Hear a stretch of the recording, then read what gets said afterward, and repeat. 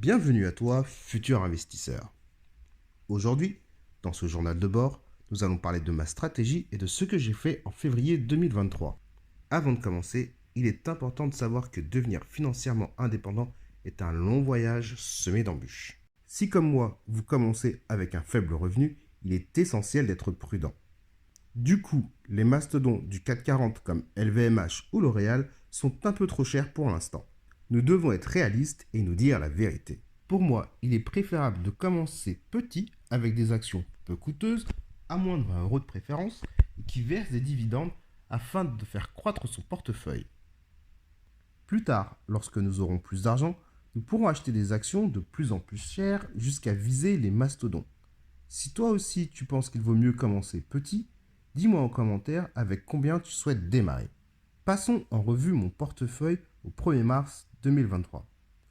Depuis l'ouverture en novembre 2019, j'ai investi 3 752 euros. La valeur de mes titres s'élève à 5 202 euros en actions.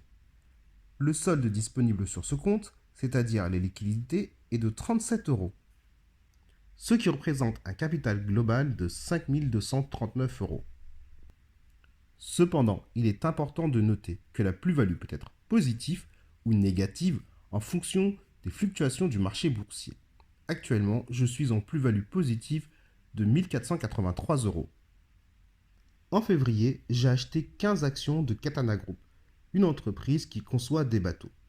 J'en avais entendu parler depuis un moment et j'ai pris le temps de me renseigner sur leur modèle économique. Ça m'a paru intéressant. J'ai donc ajouté cette action à mon portefeuille avant qu'elle n'atteigne les 8 euros et plus. Bien évidemment, avec un faible revenu, il est difficile d'acheter un grand nombre d'actions, d'où l'idée d'augmenter progressivement le nombre d'actions par ligne.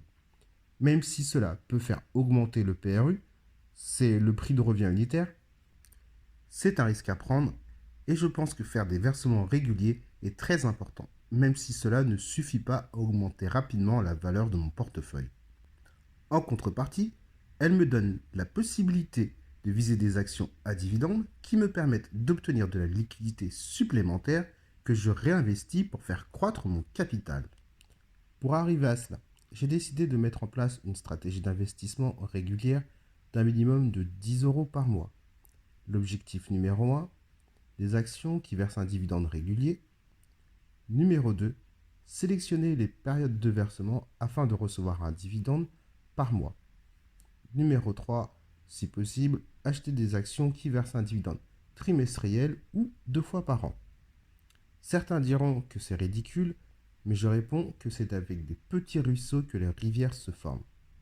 Mon portefeuille a pris environ 200 euros entre janvier et février, ce qui représente une belle plus-value. Ma stratégie pour 2023 a réellement débuté en février avec mon premier versement de 10 euros. Comme je l'ai dit dans ma première vidéo, donc le lien est en description. À partir de maintenant, le virement minimum est lancé et j'ai hâte de pouvoir investir davantage à l'avenir. Je vous remercie d'avoir suivi la vidéo jusqu'ici. Je vous invite à commenter et à partager cette vidéo. Et si vous avez des questions, n'hésitez pas à les laisser en commentaire. Je vous dis à très bientôt dans une prochaine vidéo.